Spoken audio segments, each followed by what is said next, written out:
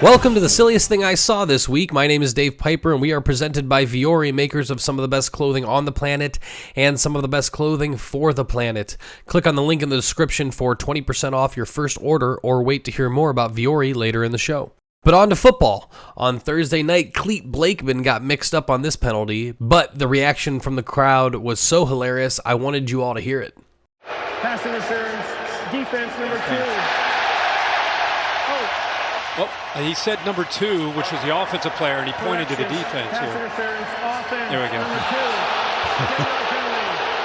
Clete with the bait and switch. I think Clete gives a little smirk here like, yeah, I got you guys pretty good. Last week, we had our first Mark Sanchez clip of the year. And that dude's like a hornet in your outhouse. And I think he liked being on the show so much that he went for it again, and boy, he went for it. You got brown on brown crime.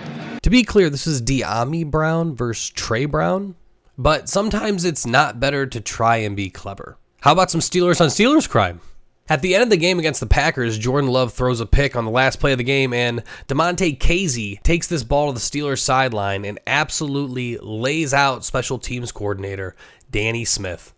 And for a bit here, Smith is still on the ground, and players are getting a little amped on top of him, and mad props to Rodney Williams. He's 87 right there running in. He runs into the pile and pulls Smith out of there. I hate to say this. I kind of wanted this to be Matt Canada. After coming out of the box down to the sidelines, and everyone made such a big story about it, I'm just saying if someone was going to get hit on the sideline, if it was Matt Canada, it would have felt a little bit like poetry. And check out Miles Kilbrew here, just coming in with real positive energy, pumping his fist the whole time. And also, take a look at Chris Boswell. Chris Boswell's the guy wearing the backwards hat. He's actually trying to get away from the scrum for a second until he sees Jenkins run in here and grabs a hold of him, throws him back, and then Boswell gets pushed back by Jenkins. And I think for the betterment of Boswell, he kind of gets pushed through the scrum into the back.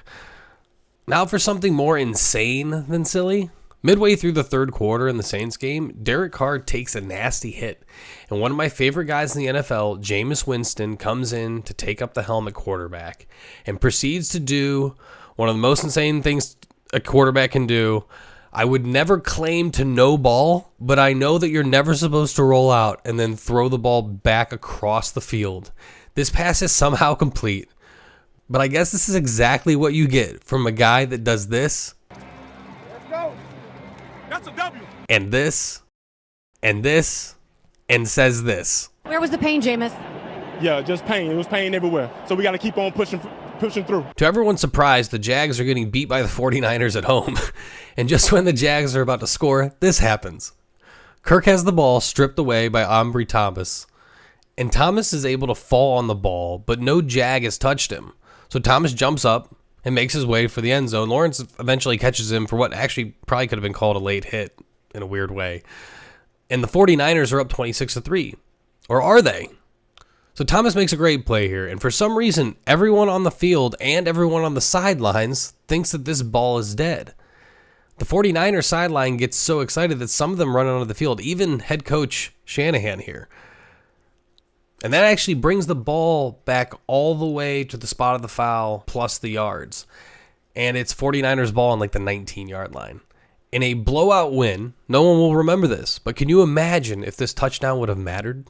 I want to take a second to thank Viori for sponsoring this video. I mentioned at the beginning of the show that Viori makes some of the best clothing for the planet. You see, Viori is made with recycled materials, and their standards include practices that seek to benefit the environment and promote regenerative farming. So when you're buying Viori, you can rest assured that you're making two good choices, one for the earth and one for your level of comfortability.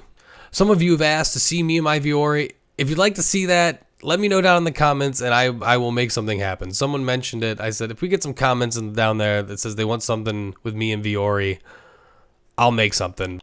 Go to vioriclothing.com/Harris for 20% off your first order. That'll let them know that we sent you, and then they'll want to keep sponsoring the show because I like making the show. So thank you, Viori. We are going to attempt to do the end of the show with the baby. The baby started screaming. We're going to attempt to do it. You want to do some of the recordings? I'm glad you made it this far, and we had a couple kicks on Sunday morning.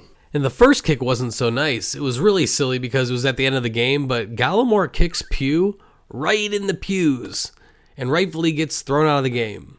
It He'll probably get fined for that one too. But in a more lighthearted kick, here's Dalton Reisner at the end of a TJ Hawkinson catch and run. I'm not really sure what he's going for here other than pure masculine energy. Move over, Gerard Butler. Reisner's here. Okay, thank you all for making it all the way to the end of this video. Thank you, Viori. Hit me up on Twitter at Dave A. Pyper for the silliest things that you see from week to week. And I will talk to you guys next week. I'm holding this baby right now, and I didn't think there was any way he was going to let me finish this video. All right, I got to go. Thanks so much for watching. Please, please, please smash that like button, write a comment, tell us who else you'd like to see us review film on, and of course, best of all, please subscribe to our channel and then click that little bell above the subscribe button and you'll be notified whenever we post a new video.